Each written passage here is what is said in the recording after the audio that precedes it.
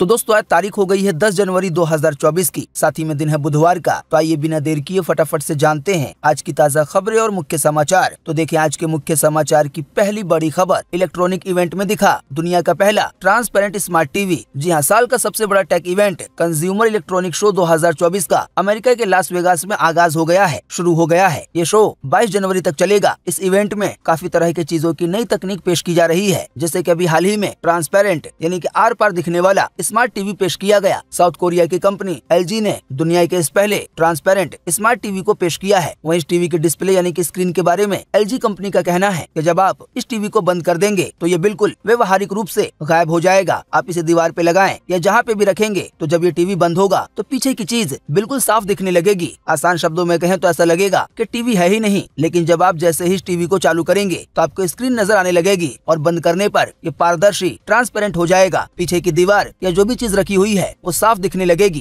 देखिए अगली खबर। गूगल मैप्स बताएगा अब 5 लैंडमार्क। वहीं गलती से आगे बढ़ गए तो फोन वाइब्रेट करके बताएगा कि किस साइड मुड़ना था। जी हाँ, दिल्ली से दिल्ली के अंदर या बिहार से दिल्ली कैसे जाना है, सबसे छोटा रास्ता कौन सा होगा जहाँ पे कम समय लगे। अभी तक गूगल मैप से यही पता चल पाता था कि किस रूट से जाने में सबसे कम समय लगेगा, लेकिन अब गूगल मैप्स ने अपने यूजर्स के लिए गूगल मैप्स ऐप में कई और फीचर जोड़ने की घोषणा की है। पहला फीचर है लैंडमार्क का। इस फीचर को नाम दिया गया है एड्रेस डिस्क्रिप्टर। इसकी मदद से यूजर्स लैंडमार्क के आधार पर यानी कि आसपास की जो फेमस चीजें हैं उसके हिसाब से अपनी लोकेशन को ढूंढ पाएंगे। मिसाल के तौर पर अगर आप अपना लोकेशन या किसी भी चीज का लोकेशन किसी को शेयर करते हैं तो गूगल मैप्स ऑटोमेटिकली आपने जिस लोकेशन को शेयर किया है तो वहाँ के आसपास में जो भी 5 लैंडमार्क हैं, जो भी 5 फेमस चीजें हैं, चाहे वो कोई ऑफिस हो, स्कूल हो, घर हो, मस्जिद हो, मंदिर हो, चर्च हो, तो अपने आप आपके लोकेशन से 5 ऐसे लैंडमार्क को जोड़ दिया जाएगा। ऐसा होने की वजह से जो लोकेशन आपके पास भेजा गया होगा या आप किसी को भेजेंगे तो आपको लोकेशन के साथ 5 लैंडमार्क दिखाई देंगे। इसका इस्तेमाल करके आप एग्जैक्ट लोकेशन पे आसानी से पहुंच जाएंगे। जानकारी के मुताबिक फिलहाल इस फीचर को दिल्ली, लखनऊ, पटना, कोलकाता, जयपुर, भोपाल, मुंबई समेत देश के 25 शहरों में शुरू किया गया है। आने वाले दिनों में से 75 और शहरों में शुरू किया जाएगा। वहीं गूगल मैप में अभी हाल ही में एक और फीचर जुड़ा है जिसका नाम है लाइव व्यू वॉकिंग नेविगेशन। आसान शब्दों में कहें तो ये फीचर पैदल चलने वालों के लिए है। इसकी मदद से जैसे जैसे रोड पर आप आगे चलेंगे तो गूगल मैप आपको एरो यानी कि तीर के निशान के जरिए ये बताता रहेगा कि आपको सीधे जाना है कि किस साइड मुड़ना है। बात यह है कि अब तक कार चलाते समय या बाइक चलाते समय गूगल मैप्स नेविगेट करता था, रास्ता बताता था तीर के जरिए, लेकिन अब ये फीचर पैदल चलने वालों के लिए लॉन्च किया गया है। वहीं बताया गया है अगर आपको राइट या लेफ्ट मुड़ना होगा तो आपका फोन वाइब्रेट करेगा कि आप राइट या लेफ्ट मुड़ जाइए। अगर आप गलत तरफ मुड़ेंगे तब भी आपको वाइब्रेट करके इसकी जानकारी देगा। बाकी नए फीचर का फायदा उठाने के लिए गूगल मैप को अपडेट करना ना भूलें। देखिए अगली खबर। व्हाट्सएप में जल्द मिलेगा थीम का feature. Users sky blue, white, pink और लेवेंडर कलर में चेंज कर सकेंगे अपने ऐप का इंटरफेस। जी हाँ, व्हाट्सएप को लेकर भी ये बड़ी खबर आ रही है कि जल्द ही व्हाट्सएप में थीम का फीचर आने वाला है। थीम का आसान सा मतलब ये है कि आप जो भी कलर सिलेक्ट करेंगे आपका व्हाट्सएप का पूरा ऐप उसी कलर में बदल जाएगा। देखिए अगली खबर। 16,000 की फीट से गिरा आईफोन बिल्कुल सही सलामत मिला। ये अलास्का एयरलाइंस के प्लेन से गिरा था। इसी प्लेन का दरवाजा अभी हाल ही में ऊंचाई पे जाने के बाद टूट गया था। जी हाँ, अमेरिका में अभी हाल ही में बीते 5 जनवरी को अलास्का एयरलाइंस के विमान का एक इमरजेंसी गेट 16,000 फीट की ऊंचाई पे टूट गया था। हालांकि समय रहते हालात पे काबू पाया गया और एक बड़ा हादसा होते होते टल गया, लेकिन 16,000 फीट की ऊंचाई पर जब विमान उड़ रहा था और इसका दरवाजा टूट गया तो उस समय काफी सारे सामान नीचे गिर गए। कई पैसेंजर के फोन प्लेन से गिर गए, तो इसी में से एक फोन 16,000 फीट की ऊंचाई से गिरने के बावजूद भी बिल्कुल चलते हुए कंडीशन में पाया गया है। बताया गया है इसकी स्क्रीन पर खरोंच तक नहीं आई है।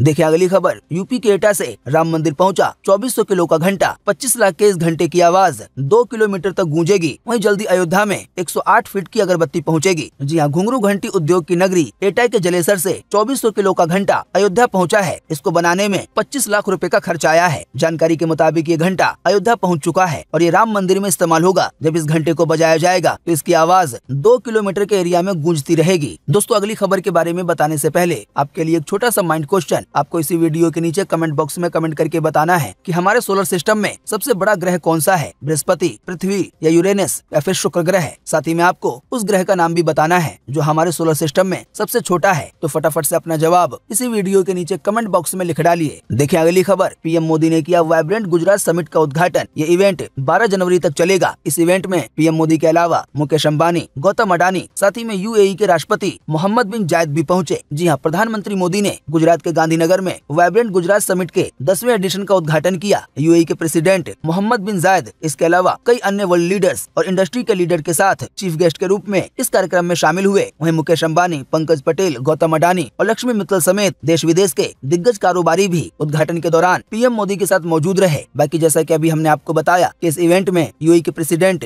मोहम्मद बिन जायद भी शामिल हुए, तो आपको बता दें उनको रिसीव करने के लिए पीएम मोदी खुद एयरपोर्ट पे मौजूद थे। इस दौरान 3 किलोमीटर का लंबा रोड शो भी निकाला गया। इस रोड शो में पीएम मोदी और यूएई के प्रेसिडेंट एक साथ थे। इससे जुड़े कई वीडियो सामने आए हैं जिसमें पीएम मोदी और यूएई के प्रेसिडेंट की दोस्ती देखने को मिल रही है। दोनों के मिलने की ये छोटी सी झलक आप खुद भी देख सकते हैं अपनी स्क्रीन पर। देखिए अगली खबर, रहने को घर नहीं है और न ही मिल पाता है भरपेट खाना। बुरुंडी को बताया गया है दुनिया का सबसे गरीब देश। जी हाँ, दुनिया भर में 47 ऐसे देश हैं जिनको गरीब माना गया है। ये ऐसे देश है जहाँ नागरिकों को रोटी, कपड़ा और मकान जैसी मूलभूत सुविधाएं भी बड़ी मुश्किल से मिल पाती हैं। अभी इस समय दुनिया का सबसे ज्यादा गरीब देश है बुरुंडी, जो अफ्रीका के महाद्वीप में है। अंतर्राष्ट्रीय मुद्रा कोष और विश्व बैंक के अनुसार दुनिया का सबसे गरीब देश बुरुंडी है। यहाँ की 85% आबादी गरीबी रेखा से नीचे अपना जीवन यापन कर रही है। यहाँ के अधिकतर लोगों को 2 वक्त का खाना भी नहीं मिल पाता है। यहाँ के लोग दिन भर में बमुश्किल 50 रुपए कमा पाते हैं और पूरे साल में लगभग 15,000 रुपए। हालांकि बताया गया ऐसा नहीं है कि बुरुंडी हमेशा से इतना गरीब देश था। जानकारी के मुताबिक साल 1996 से पहले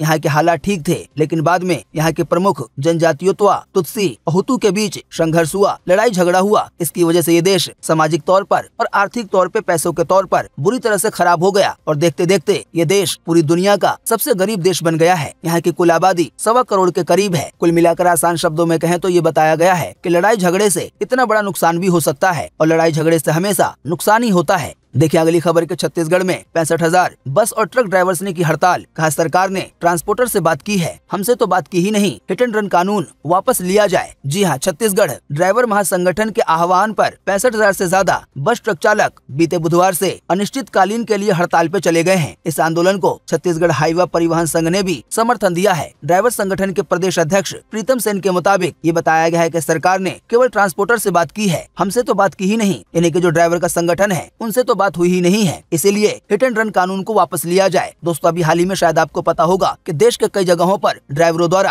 हड़ताल शुरू कर दी गई थी। इसकी वजह से देश के कई हिस्सों में रोजाना के इस्तेमाल होने वाली चीजें खत्म होने के कगार पे पहुंच गई थी, जैसे कि सब्जियां, दवा, पेट्रोल, डीजल वगैरह। पर बाद में सरकार ने ट्रांसपोर्टर से बात करने के बाद इस मामले को सुलझाया, लेकिन अब ट्रक और बस ड्राइवर्स छत्तीसगढ़ में फिर से हड़ताल पे चले गए हैं। उनका कहना है कि सरकार ने हिट एंड रन कानून को लेकर हमसे तो बात की ही नहीं है, केवल ट्रांसपोर्टर से बात की है। इसी वजह से 65,000 बस और ट्रक के ड्राइवर अनिश्चितकालीन तक के लिए हड़ताल पे चले गए हैं। यानी कि ये हड़ताल चलती रहेगी, इसके खत्म होने का कोई समय नहीं बताया गया है। जाहिर बात है अगर सरकार जल्दी कोई एक्शन नहीं लेगी तो एक बार फिर से पेट्रोल, डीजल या जो भी रोजाना इस्तेमाल होने वाली चीजें हैं उनका संकट पैदा हो जाएगा। और जाहिर बात है जैसे ही कोई चीज कम होगी, सप्लाई कम होगी, तो उसके दाम बढ़ाए जा सकते हैं। कुल मिलाकर कहें तो आम जनता की परेशानी बढ़ जाएगी, आम जनता को महंगाई का सामना करना पड़ सकता है। देखिए अगली खबर के भारत और मालदीव के तनाव के बीच लक्षद्वीप में एयरपोर्ट बनाने की है तैयारी। सेना के विमान भी ऑपरेट होंगे। पीएम मोदी के दौरे के बाद लिया जा सकता है ये एक्शन। जी हां, लक्षद्वीप और मालदीव के विवाद के बीच ऐसी खबर आ रही है कि भारत सरकार लक्षद्वीप में नया एयरपोर्ट बनाने की तैयारी कर रही है। इसे लक्षद्वीप के मिनिकॉय आइलैंड में बनाया जाएगा, जहां पे लड़ाकू विमान, इसके अलावा जो कमर्शियल एयरक्राफ्ट हैं वो भी उतर सकेंगे। ये जानकारी अभी हाल ही में बीते मंगलवार को न्यूज एजेंसी ANI की ओर से दी गई है। जाहिर बात ऐसा होने की वजह से लक्षद्वीप पहुंचना अभी के मुकाबले और आसान हो जाएगा। देखिए अगली खबर, राम मंदिर के सोने के दरवाजे की पहली तस्वीर आई सामने। आने वाले 3 दिन में 13 दरवाजे लगाए जाएंगे। कुल 42 दरवाजों पर 100 किलो सोने की परत चढ़ाई जाएगी, जिसमें से एक की पहली झलक सामने आई है। इसे आप खुद भी देख सकते हैं अपनी स्क्रीन पर। असल में ये पूरा दरवाजा सोने का नहीं है, बल्कि दरवाजे पर सोने की परत चढ़ाई गई है। लेकिन आपको बता दें, केवल सोने की परत चढ़ाने के बावजूद 42 दरवाजों पर 100 किलो सोना लग जाएगा। और अभी इस समय 10 ग्राम सोने का भाव 60,000 रुपए के करीब है। तो आप खुद ही अंदाजा लगा सकते हैं कि कितने लाख रुपए का सोना, कितने करोड़ों का सोना राम मंदिर के केवल दरवाजों में लग रहा है। देखिए अगली खबर के DRDO ने लॉन्च की स्वदेशी असॉल्ट राइफल, जिसे नाम दिया गया है उग्रम। इसके जरिए 5,000 मीटर तक हमला किया जा सकता है। इसका वजन 4 किलो बताया गया है। अब दोस्तों वैसे तो राइफल या बंदूक का लॉन्च होना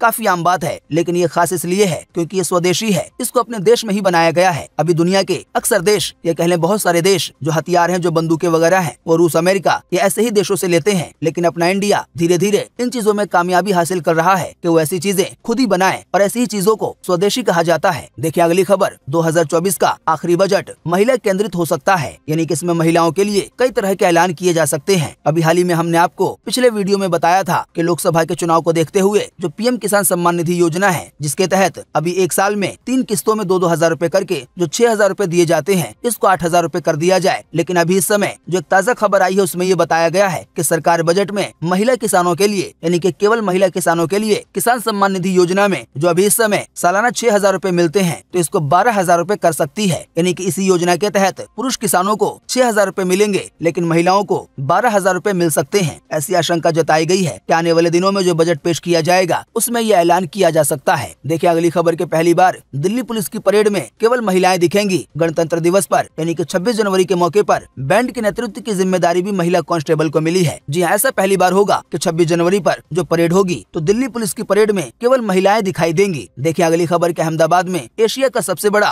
फ्लावर शो लोगों को देखने को मिल रहा है। यहाँ पे फूलों को मिलाकर और भी कई चीजों के कुल 15 लाख पौधे हैं। साथ ही में बताया गया है यहाँ पे फूलों से चंद्रयान और सरदार पटेल की कलाकृति बनाई गई है। तो दोस्तों उम्मीद करते हैं कि आज की इस वीडियो से आपको काफी कुछ जानकारी मिली होगी।